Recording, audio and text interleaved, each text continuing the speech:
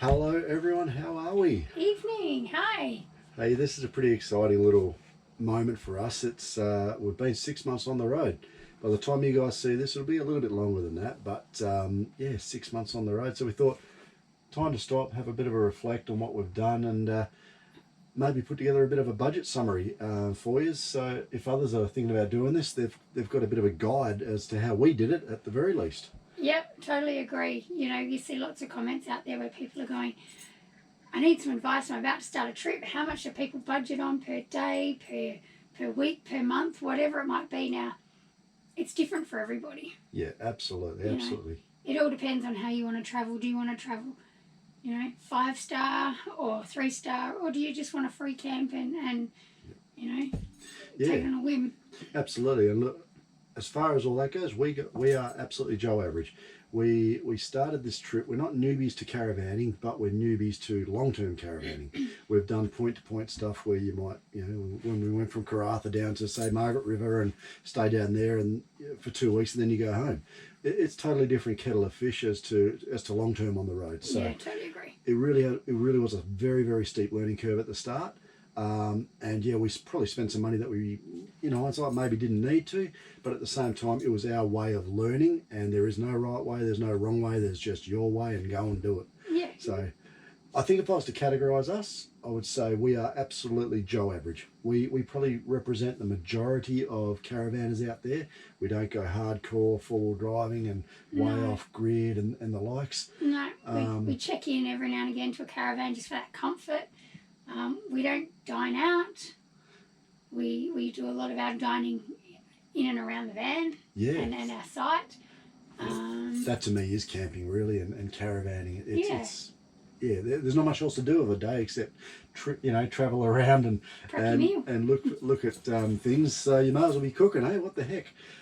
All right, guys. So let's have a look at where we started and where we've come from. So we live just south of Geraldton, a little town called Dongra. Yeah.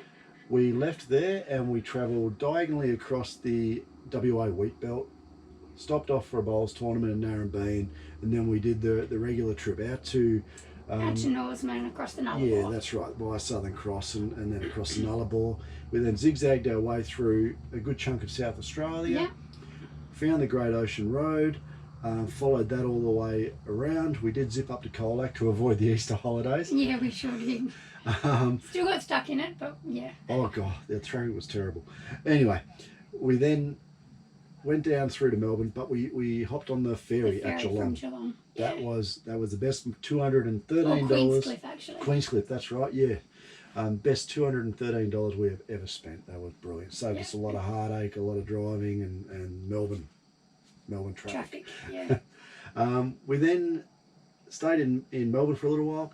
We zipped up to the high country. We flew our daughter over and her partner, and the four of us went up to the high country and had a fantastic time up there. Yeah. We then met up with some other friends and we stayed in Inverloch. And from then we went solo again, didn't we? We sure did. We followed the coast up, and then I suffered with the cold a little bit. So instead of enjoying the coast and inland where we really wanted to do, we hightailed it north. Yeah, we did. We made some pretty quick tracks, didn't we? Yeah. And ironically, it's taken us now 3 months to find temperatures over 30 degrees. Yeah. It's been cold the whole way up the blooming coast. But anyway, hey, look, guys, I'll make sure that I overlay a map of what we've done with a rough red line. It's not the exacts, just a guide as to what we did. So look, I'll give you a quick overview as to what we've done. So I'm just blowing this up. I'm using technology, not my friend. So look, we've been away for about 176 nights. Yep, 6 months. Yep, so 6 months. Obviously February in there as well, makes it that bit shorter. We stayed in 59 locations. We've travelled 19,100 kilometres. That's what the car has done. The caravan has done around about 9,700. Yeah, nearly over 10. Bit over. So it's around that 50-50 mark, with all the additional sightseeing and touring around and so forth and so on. So when we started, we found a location and we would go from side to side. We'd go out and expand from there. Yeah, we'd radiate. So we set a base. We'd stay there for 4 or 5 days maybe. Yeah. radiate, see the sites around it, other towns around it, then we'd move on. Yeah, so that really did create a lot of kilometres for Yeah. us as well. But again, it was us getting comfortable with it. All right, so that's sort of a really rough guide as to what we've done so far. So let's go back into some details and let's hit the number one category, because let's face it, what's the hot topic around every campfire when you're around? Economy and your fuel. Fuel economy, exactly. So let's just go straight to it. We have spent, to do that 19,100 kilometres, we have spent $7,233. What was the most expensive fuel we've paid? On the Nullarbor, we paid, I think it was $2.49. Yeah, in that sort of range, and it hurt, but you got to do it. That's club fees, right? And I think we've been averaging around about that sort of $1.80, $1.90 yeah. up the east coast. It's been really friendly. But use the fuel app. You know, I've been using the fuel app to track our fuel and our Ks and things like that and our economy. But it's also a great tool to use to find the cheaper fuel. You can go to some places and there'll be, you know, today travelling, for instance, there was one little town that had 26 cents difference. And I think the distance between the fuel stations was maybe 500 metres. Yeah. So, you know. Great way to save. Absolutely. So look, that's $7,233 works out to be $1,206 a month, or around that $300 a week. Depends on how far you travel, what you do, and the likes. But there you go. There's probably your number one biggest cost. That is ours. Yeah. Second biggest cost for us has been repairs and maintenance. Now, I'll go into a little bit of detail and I'll put the numbers up on the screen for you. But pre the trip, I spent $2,500, and that was on tyres for the car. I wanted a new set of tyres on there. The tyres I had on there probably could have gone a little bit further, but I wasn't willing to take the risk, so thought, bugger it, just get it done. We also got a spare set of bearings for the van, fan belt, filters, and a few other bits and Servicing pieces. gear. Yeah, Just for emergencies. So I can look after the car on the run if I need to, or the van. Also, while we're on the run, we spent $1,672 on car servicing. So we've obviously had 2 services done while we've been on the road. One of those, and they haven't been too badly priced, but one of those, I got new brakes put on the car. It was, we'd gone over 100,000 Ks and we're still on the same brakes, I think. So I thought, bugger it, we've done the high country, we've done a whole heap of hard driving. Yeah. Safety first, let's get them done. Yeah. And then the other big cost, a couple of other big costs there. $385 on the wheel alignment. Check that video out if you haven't already on the Caravan. Yeah. That was well worth it. I think I'll get that back in tyre wear and tear, and also on economy as well, as we're not dragging the van around, it's rolling with us. We also had cracked windscreen, and then the rest of it, $428 over that 6 month, which is about $71 a month on just general shits and bits. So anodes, diesel heater parts, 12-pin plugs, water filters, and so forth. So yeah, that's the R&M, repairs and maintenance costs. Yep. Food? Look, we don't eat any differently while we're on the road to when we're at home, really. We're cooking the same thing, we're eating the same styles. You know, we might miss a meal here because we're on the road, but our general food bill is very similar to that. So our food cost in the time that we've been away has been $4,800. Okay, so that works out to about $800 a month. Yeah, and look, $200 a week, I don't think that's unusual to the majority of families. Tell me if I'm wrong. Guys, put your comments down below to any of these costs. If you think that we are way off track with what we're doing, please let us know. We'd certainly love it. I mean, this is our reality. Yeah. But if you think we're wasting money, please let us know if there's better and cheaper ways of doing these things. For sure. What about camp fees? Because you're like our camp fee, or camp queen. You're always finding the right spots and the best spots for us. So we go between off-grid. I won't call it free camp because there's not so much of free camping anymore, but we do go off-grid and caravan parks. At the very beginning, while we started travelling, we were using a lot of caravan parks, more for a bit of comfort and security. Yeah. You know. And escaping weather too, wasn't it? Oh yeah, the trip when we first started, it was horrendously hot and windy and things like that. But you know, it's also nice to, whilst you're new, to catch up with people in the caravan park, get familiar with what they've done and what they've seen and how they do things as well. But as we've moved into our trip and have got a lot more experience, we've become a lot more braver. So we're spending a lot more time off grid, and even going to a caravan park, we're happy to be off power. Yeah. Yeah, and it's about setting the van up a little bit better, and we'll talk about that a little bit in a minute as well. So our camping costs while we've been away has been about $4,050, which works out to about $650, $700 a month. Yeah, $675 a month. So that's not too bad. And earlier I said that we've been away for 176 nights. So that's worked out on average for us to be $23 a night on accommodation. Yeah. And we're starting to get a little bit cheaper as we move on. So we are sort of diluting the heavier cost at the start. Yeah. But again, that's our reality. Of the 59 locations that we stayed, that works out to be $69 per location, because we're on average there for 3 days. So it's not terrible. $23 a night, I think that's doable in most people's situations. Yeah. All right. So moving on. Sorry guys, we got a lot of midges in the van tonight, so we're just going to be poking it out at the table as we go. So look, the other thing I mentioned earlier that we brought our daughter and her partner over to join us for a period. We went up to the Victorian High Country with them. That was a dream of mine for years. If you haven't seen that video, please check out. It's a two-parter. Loved every second of it. It was my dream come true, and I wanted to have my 50th up in the High Country, and I also wanted to see my daughter ride a horse up in the High Country. She's an exceptionally good horsewoman, and I just wanted to see her up in the High Country, and we all got to join her as well. So go and check out those videos, please. And we did do some things outside the norm. We went for the hot air balloon ride. We did the riding through the countrysides and things like that. So the expense of the High Country was a little bit more expensive than... Plus we also hired a cabin as well. Yeah, we didn't have our van there, so... Yeah, that was changed things around a bit different. But, so look, that was $3,450, but again, our reality, it's not something that most others are going to have to suffer, but in just in the openness of what we're trying to achieve here, we're telling you. All right, so next one, capital improvements. So these are things that I've done to the van along the way just to make our life a little bit easier. And again, all the learning that Cindy spoke about earlier from everyone around us. We spent some time with some brilliant people, Mike and Treese, that got us some great advice on the electrics in the van.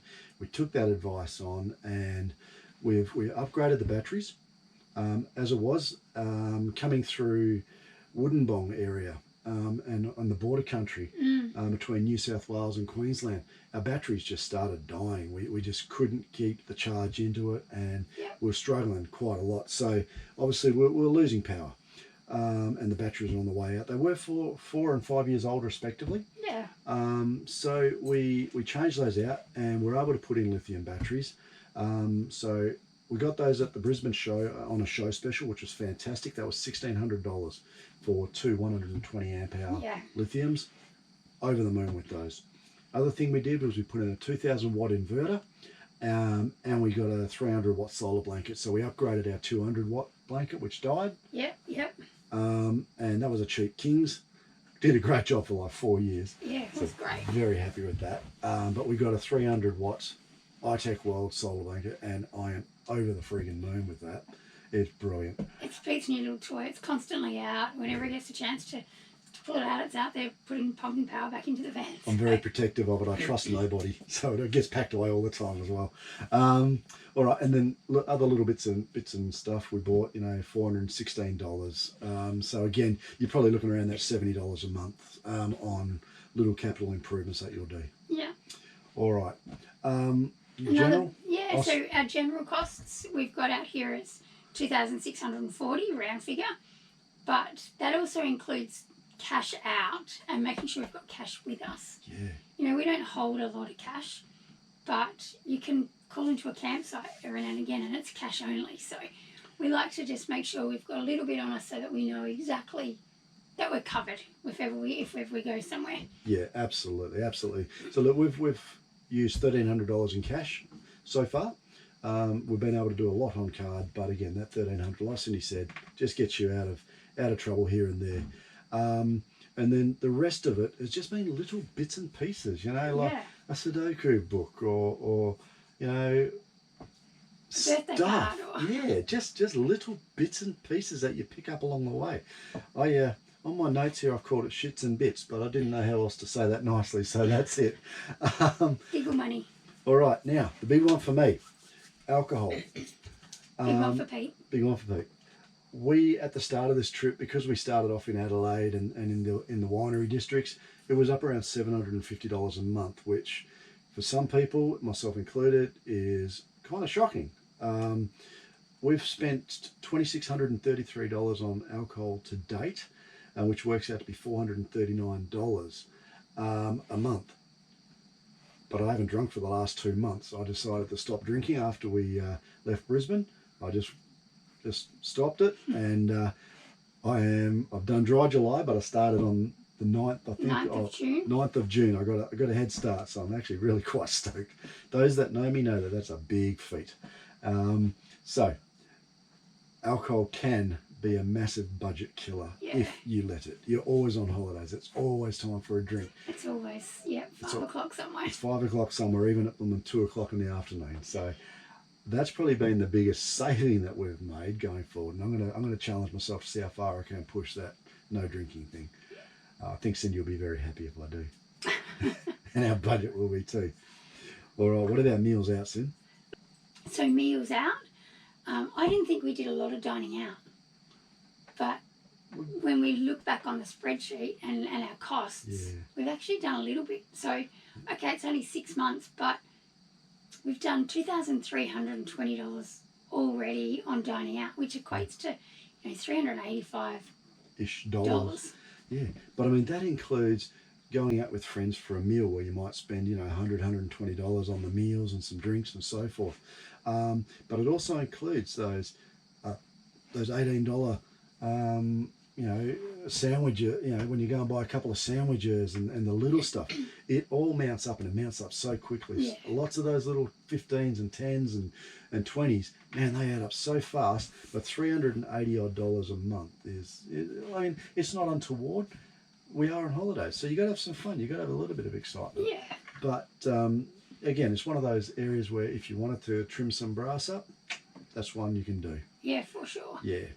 All right, now, the next one is activities. You want to talk about those? Look, our activities, we like to observe nature a lot. We do a lot of walking, we do the waterfalls, excuse me, sitting out by lagoons and observing the wildlife and things like that. But that's not to say we haven't done activities. Yeah. We did the sky rails. Most of our activities are sub $100 per person. Yep. The sky rail we did out of Cairns though in Coranda. That was a little bit more. That was $270 in total. Yeah, because that was the train up. You'll see this in future episodes, but train up and then sky rail down. Yep. Yeah. But that was worth every cent in my mind. Yeah. So our activities alone come to $2,300, which is, roughly $380 a month. Yeah. Again, not earth shattering. It sounds like a little bit, but they all add up. Yeah. That one could have been a heck of a lot more as well. Yeah, for sure. We choose the ones that we do, like Cindy said, we try and keep the price down, but we also trying to keep some money aside in the kitty for the big ticket items. So, particularly when we get up into the Northern Territory and into the Kimberleys and Broome and so forth and so on, there's some wicked ones up there that we would like to do. We're probably just going to save ourselves for those. Yeah. And I think Early Beach, we were looking at doing some that were going to cost us best part of $600, $700 for a couple. But the weather was terrible, and we just went, you know what? It's not worth the risk for that sort of money. It's not worth the risk. No, absolutely not. So, that's not to say, though, that they're not experiences worth taking. Yeah. Oh, God, yeah. They're just choices that we made, and there are other things that we would rather see and do. Yep. So that's what we made as our priority. Yeah, without a doubt. Yeah. All right, so the rest of the costs that then come down here are certainly getting down in value now. But the next one on our list is clothing. We just short of $1,200 on clothing. And this was a big one for us. So we're Northerners, right? We lived in the Pilbara for the last 15 years. So even though we've left from Dongara, we now live there. But we were 15 years in the Pilbara. We didn't see temperatures below 20 degrees for 15 years. Hell, we didn't see rain nearly for 15 years. But we didn't have jumpers and jackets, and we crossed the border into Victoria, Portland, into yeah. Victoria, and first thing we did was we ran straight To Kathmandu. to Kathmandu and Bought bought a puffers. couple of decent jackets, and they're the best investment we've made so far. And then we've also bought some other clothes. If things wear out and Yeah. you see something nice that you like, or treat whatever it yourself. might be. Yeah, so Yeah. that's about just short of $200 a month. Cindy, I'm going to get you to talk about the next one. So bakeries. I'm a bit of a vanilla slice freak. I For all the Victorians out there, what are they called? snotties. Snot blocks. That's a new one for me too. So at the bakery we spent $420, which I know doesn't sound like a lot, but when you convert that to predominantly vanilla slices, it is a lot. I was doing a challenge when we first crossed the border into South Australia to see how many vanilla slices I could eat, and I think at one point I was 12 vanilla slices into week 9 of our travels. Which, for those who know Cindy, is a lot of food. There's not much of that's a lot Cindy. of food. So, like I said, minimal costs, but Yeah, but look, that's $70 a month. Again, we're on holidays. You've got to treat yourself. You've got to have a bit of fun. You've got to live. and the next one is the same. Coffees, takeaway coffees, was $400. Yeah. So between bakeries and coffees, we've got nearly $850. Exactly. Yeah, and that if you're on a tight budget, that stuff mounts up. Yeah. It's a great way to kill your budget. Yeah. All right. And then the rest is really living. living. Yeah. We've had to refill the gas bottles. We've had fires, so we've had to buy some wood. Yep. And I don't do the cold, so we have to get extra diesel for the diesel heater. Yep. So gas refills, $173, $30 a month. So that's basically about a bottle a month is what we're going through at the moment. And that's pretty good because of the way our caravanning has been with it. If we average it out probably 50-50 on grid, off grid, then that's about right. We're belting through a gas bottle at the moment every probably 14 days when we are fully off grid. And now with the inverter and the likes and the induction cooking that we're doing, that's going to hopefully come down. And we'll get even longer. Get about 20 days out of that. Yeah, that's right. We're only using gas now for the fridge and for hot water. Firewood, that's just me being lazy. And when we've been places where it's been pouring with rain or the wood's wet, or mainly just me being lazy and not wanting to go out and find it, is going and to it's the not bag. always that easy to get. You're in national parks. You can't take wood from a national park. Or you're on someone's property and that's their income, so they're selling it. So they don't want you to go and grab wood from their property because that's what they're using as a secondary income. So absolutely, and it supports some little kid who's doing chores, doing it for pocket money and the like. So anyway, that's us making ourselves feel good for being lazy. And the last one was diesel heater that you spoke about. Yeah. I estimated, because I don't have a running gauge on it, but I've estimated about 100 to 125 hours of diesel heater usage since we've been on the road, and that has cost us $54 in diesel to this point in time, and I've still got probably about 5 to 6 litres left in the tank, so $9 a month. That's a really interesting one, and it's a good one for those that are going away. Just a budget, what's it cost? Do I need to have a full jerry can? The answer is no. If you want to run it all night, yes, you are going to need to, but if you are...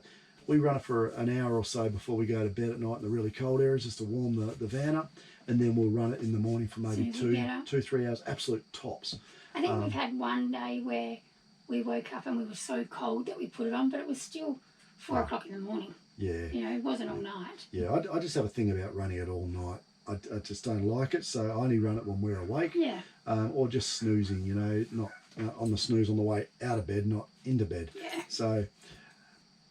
all right, guys, so look, that total for all of those costs that we've just gone through comes to $40,380 for the 6 months. Yeah. So that's not too bad. So that's about $6,730 a month. A month.